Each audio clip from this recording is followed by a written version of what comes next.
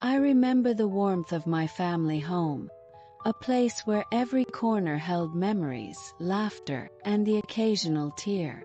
Let me take you through the people who shaped my life, sharing with you their stories, their quirks, and the love that binds us all together. My name is Emily. I'm 28 years old, and I've always been the storyteller in the family. I have a love for books and a passion for writing, which probably comes from the countless nights I spent curled up with a novel in my room, losing myself in the worlds created by others. But today I want to share the real story, the story of my family. My mother, Sarah, is the heart of our home. She's 54 now, but she has the energy of someone half her age. She's a teacher, a profession she chose not just as a career but as a calling.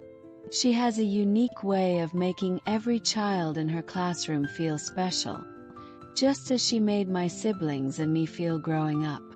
Her favorite food is lasagna, especially the one with extra layers of cheese, which she insists is the only way it should be made. She says it reminds her of the layers of life, each one different, but when combined, they create something wonderful. Then there's my father, John. At 56, he's a man of few words but great wisdom.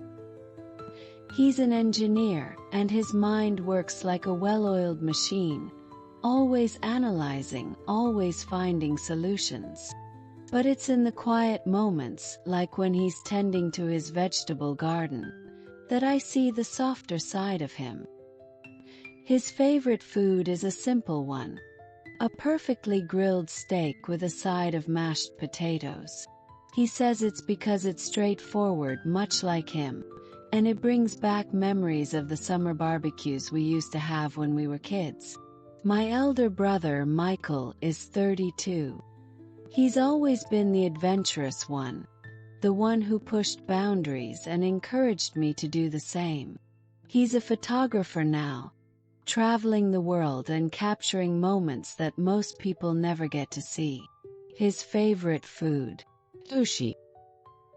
He fell in love with it during a trip to Japan and insists that no meal compares to the fresh, delicate flavors of a well-made sushi roll. Then there's my younger sister, Lily, who's 24. Lily has always been the creative soul of the family. She's a painter, and her works are vibrant, full of life, much like her. She's always been the one to bring color into our lives, whether through her art or her infectious laughter. Her favorite food is strawberry cheesecake, a dessert she says is as sweet and layered as life itself.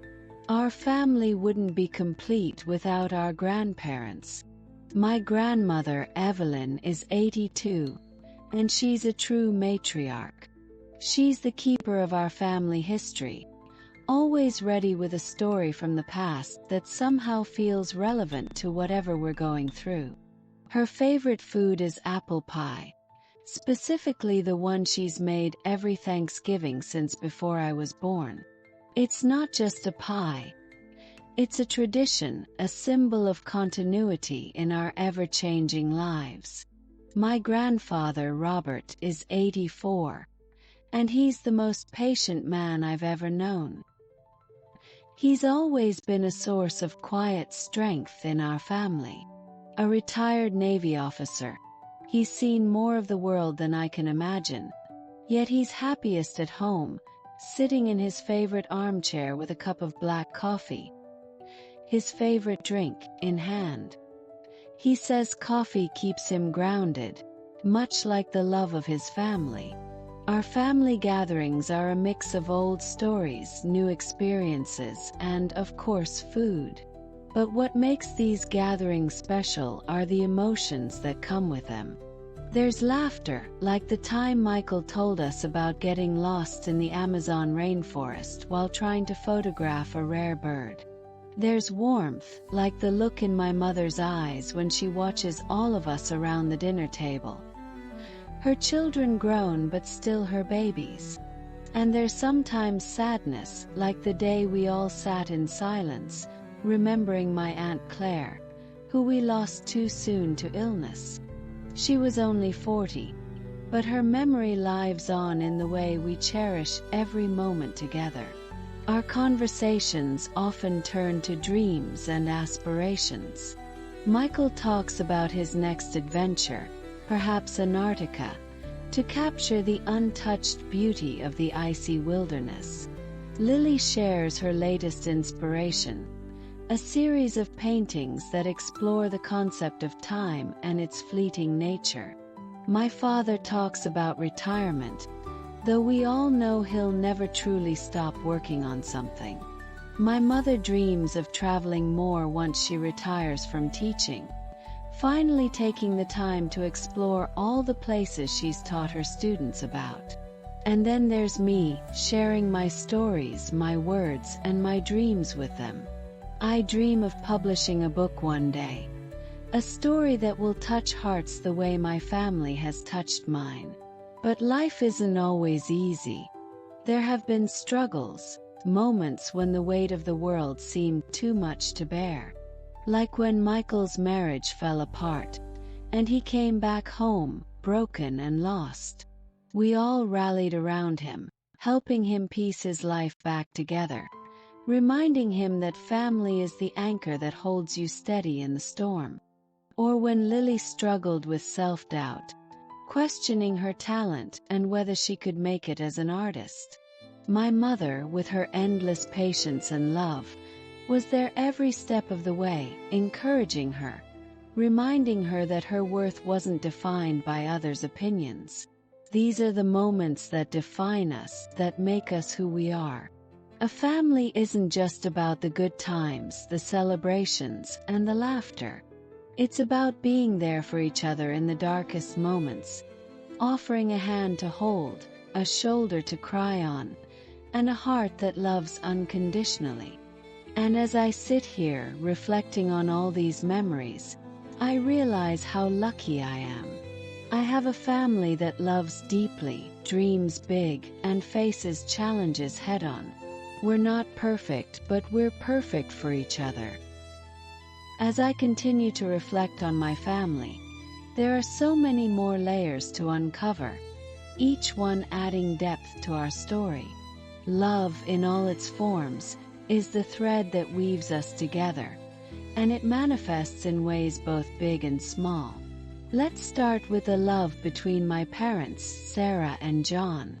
They've been married for over 30 years, and their relationship is a testament to the strength of true partnership. I remember one cold winter evening a few years ago, when my father surprised my mother with a trip to Paris for their anniversary. He had planned it for months, saving up and secretly learning a bit of French. My mother's eyes lit up when she saw the tickets.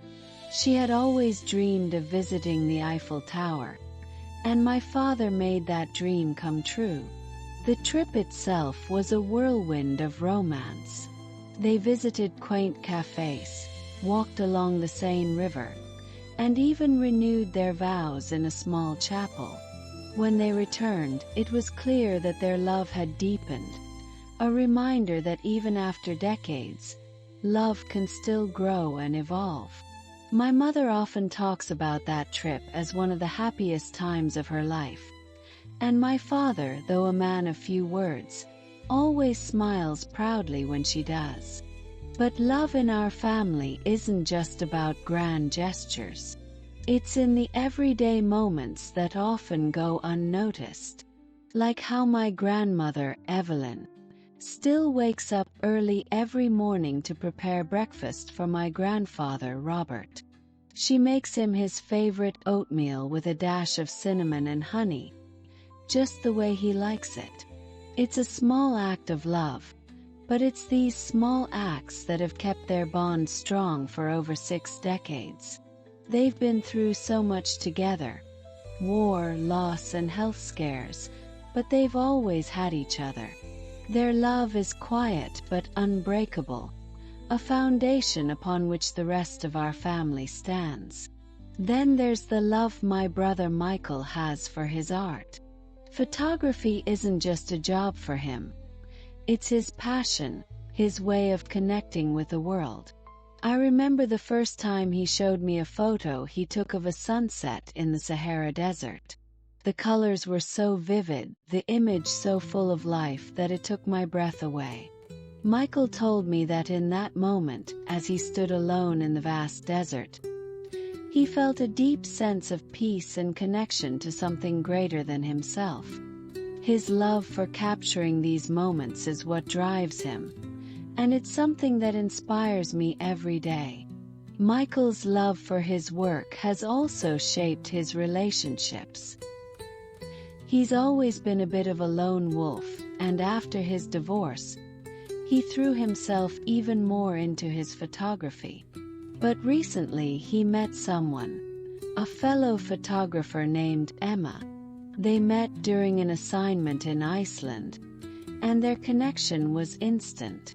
Emma shares his love for adventure and photography, and together, they've traveled to some of the most remote places on Earth, capturing the beauty of nature.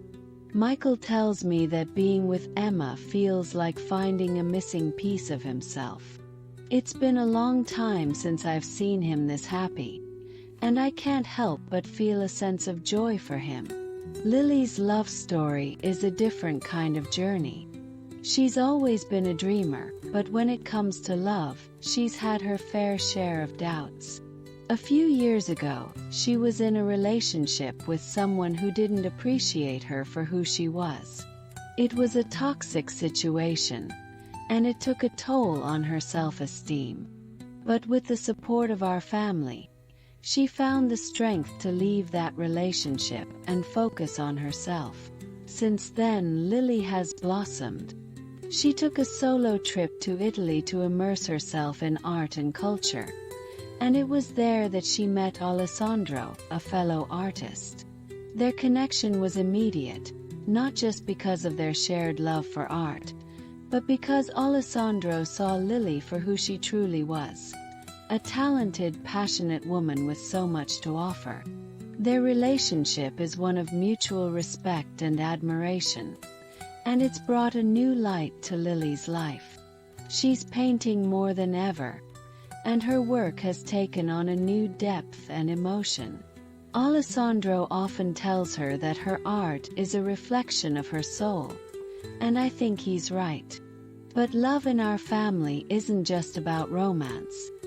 It's also about the bonds we share with friends who have become like family. Take my best friend Rachel, for example. We've been friends since childhood, and she's practically a sister to me. Rachel has been there for every major moment in my life, the good, the bad, and everything in between. When I went through a particularly tough time after losing a job I loved, Rachel was the one who reminded me of my worth and encouraged me to pursue my passion for writing. Her unwavering support has been a constant source of strength for me, and I know I wouldn't be where I am today without her. Rachel is also incredibly close to my family. My mother treats her like another daughter, and my father is always ready with advice whenever she needs it. Even my grandparents adore her. I remember one Christmas when Rachel's family was out of town, and she spent the holiday with us. It was one of the best Christmases we've ever had, full of laughter, love, and the joy of being surrounded by those who truly care about you. There's also the love we have for our pets, who are very much a part of our family. Our dog Max is a golden retriever with the kindest eyes you've ever seen. He's been with us for 10 years now, and he's seen us through all of life's ups and downs. Max has a special bond with my father. They're inseparable. Every morning, my father takes Max on a long walk through the park, and it's their time to connect with each other and with nature. My father says those walks are therapeutic, a way to clear his mind and start the day on a positive note. Max's love for our family is unconditional, and it's something that brings us all closer together. Whether it's greeting us with enthusiasm when we come home, or simply lying by our feet as we watch TV, Max is always there, a silent but comforting presence. And then there are the new traditions we've started, each one bringing us closer. For example, every Sunday we have a family movie night. It started as a way to unwind after a busy week, but it's become something much more. We take turns choosing the movie, and it's always interesting to see what everyone picks. My father tends to choose old classics, while Lily loves animated films. My mother has a soft spot for romantic comedies, and Michael, of course, picks visually stunning documentaries. We all gather in the living room, snacks in hand, and for those few hours, nothing else matters. It's a time to relax, to laugh, and to enjoy each other's company. One of my favorite memories from these movie nights is when we watched The Princess Bride. It's one of those films that transcends generations, and as we watched, I could see how it brought out different emotions in each of us. My father, who rarely shows his softer side, actually teared up at the end, something I'd never seen before.